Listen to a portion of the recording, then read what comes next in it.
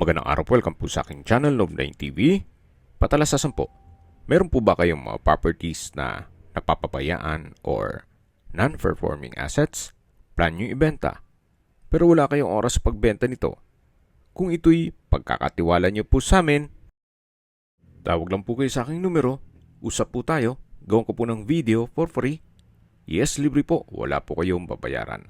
Tutulungan pa namin kayong mabenta ang inyong property. Kami na po bala sa marketing, sa boosting or paid ads. Even sa tripping, hindi na po kayo mapapagod sa pag-entertain ng mga buyers. Kami na po bala sa lahat. Tawag lang po kayo. Nandito po tayo ngayon sa Indang, Cavite kung saan meron po tayong bagong video presentation.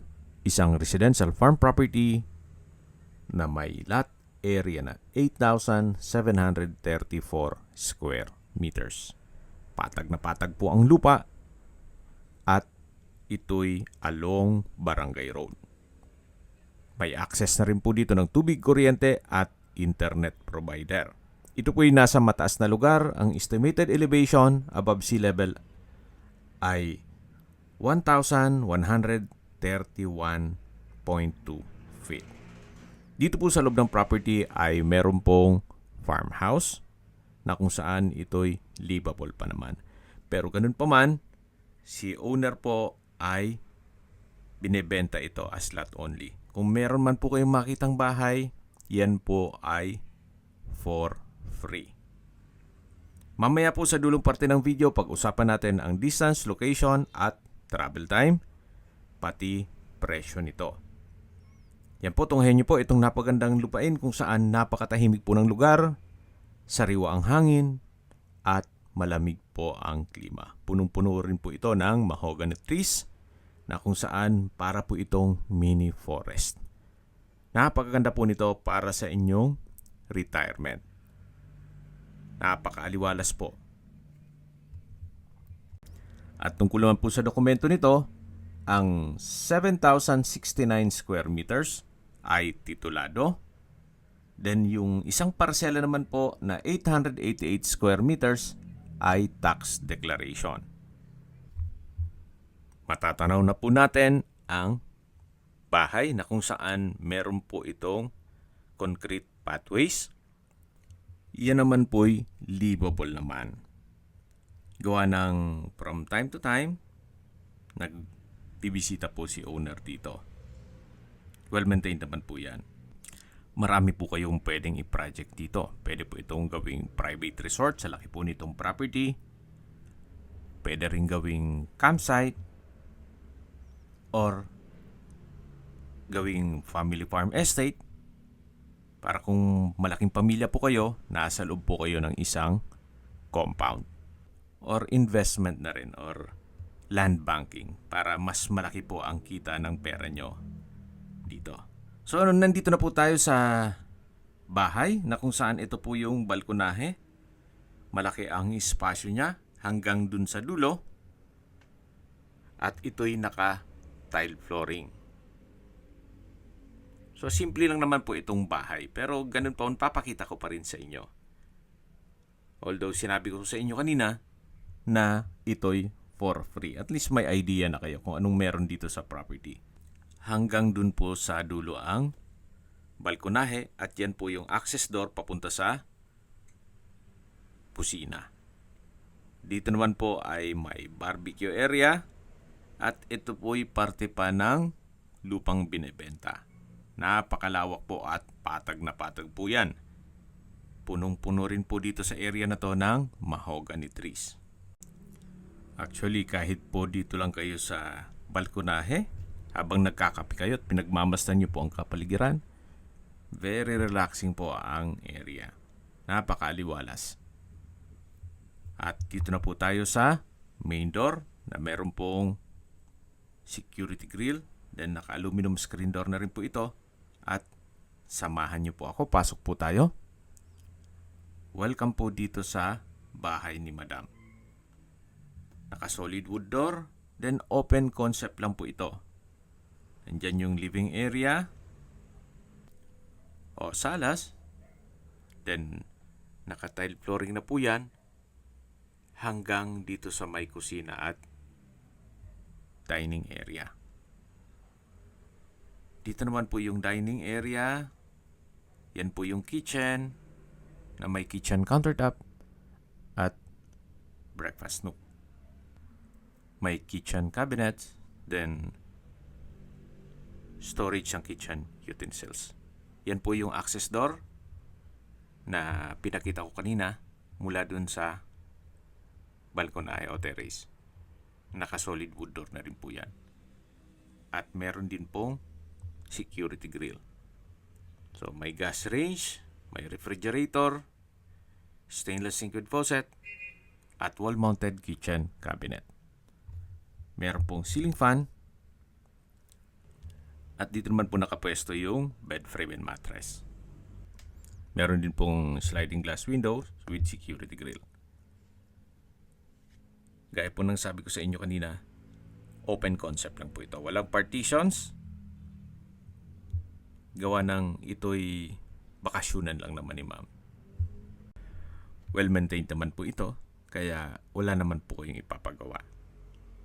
Actually, pwede namang i-retain nyo na lang ito kung sakali man na magpapagawa kayo ng mas malaking bahay na pwede pong gawing guest house.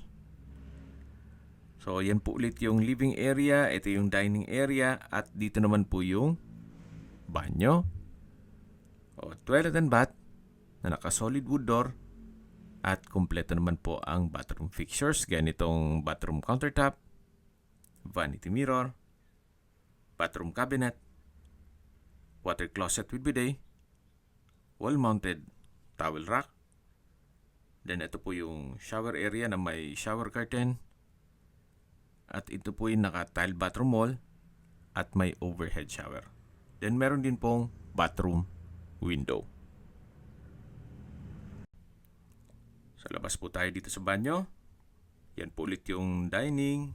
Then yung breakfast nook, yung bed frame and mattress, at dito naman po yung living area o salas, at matataw naman natin yung main door.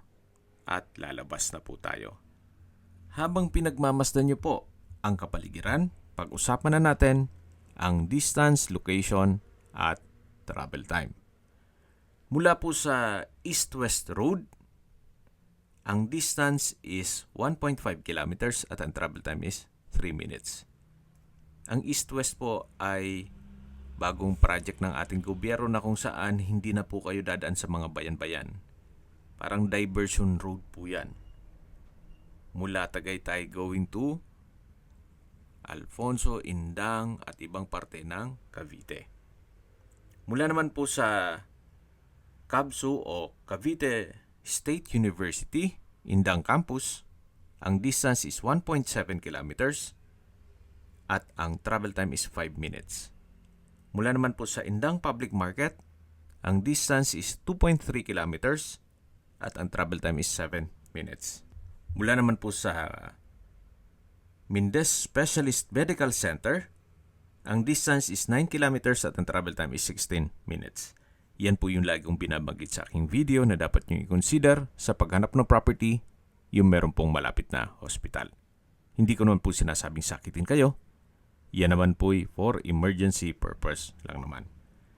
At mula naman po sa Tagaytay, ang distance is 16.5 kilometers at ang travel time is 26 minutes. Opo, napakalapit lang po nito sa Tagaytay. At mula naman po sa Calax, Aguinaldo exit, ang distance is 17 kilometers at ang travel time is 25 minutes.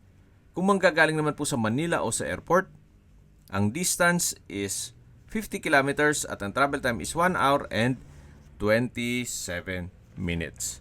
Okay, sa presyo na po tayo.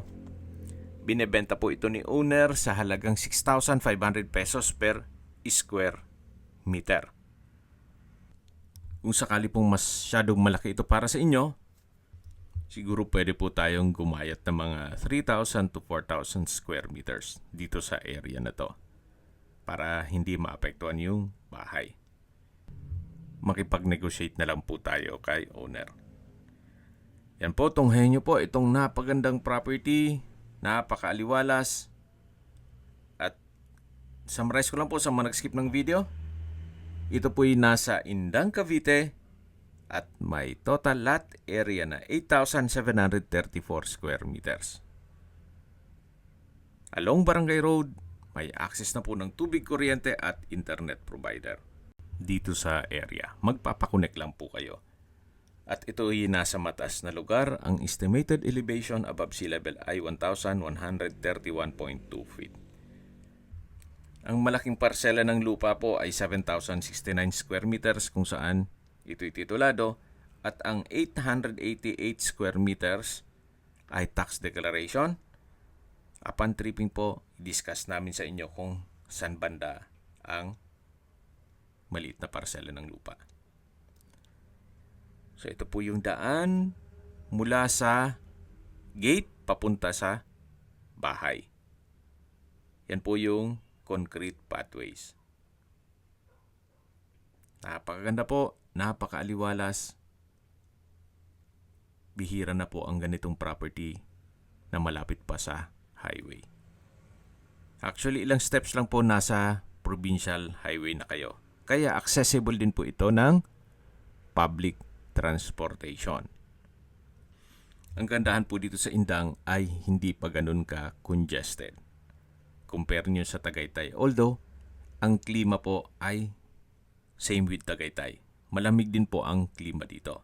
At malayo na po ito sa 14 kilometers danger zone ng Taal Volcano. Hanggang sa dulo po ang property line. Ang kagandahan po dito sa lupa ni na Madam, ito po'y well-maintained. Kita nyo naman, napakalinis po, napakaliwalas. Hindi po masukal. Kung sakali pong magpaset kayo ng tripping, at least ahead of time, yan naman po kung gusto nyo pang makita yung loob ng bahay. Gawa ng si Madam po ay nakatira sa Manila. Pero simple lang naman yung bahay. Ang importante itong mismong buong property ang makita nyo. Na kung saan napakaganda po. Kung may mga katanungan po kayo, tawag lang po kayo sa aking numero. Sa mga kababayan naman natin nasa ibang bansa, meron po akong WhatsApp, Viber at Telegram. Same number lang po, 0917-316-3399. Sa mga nagtatanong naman po ng aming Facebook, meron po aming Facebook page na Nov9TV at Facebook Real Video. Meron din pong TikTok at Instagram. May ibang YouTube channel po kami, the Nov9TV channel, Nov9TV Listings, Nov9TV On The Spot, Nov9TV Updates, at Nov9TV House Rental. Sana po naibigyan nyo ang video presentation. Paki-like and subscribe na lang po sa aking channel para ma-update din po kayo sa aking future listings. Kung sakali po hanap nyo yung mas malaking sukat ng lupa, meron din po kami ibang listings na pwede nyong pagpilian. Huwag po kayong mag-atubiling tumawag sa amin. Then, let us know your budget para malaman namin kung anong property pwede naming ilog sa inyo. Sa lahat pong viewers, subscriber at nagtiwala po sa amin, salamat po sa suporta. Ingat po kayo lagi at yung pamilya. Maraming salamat po.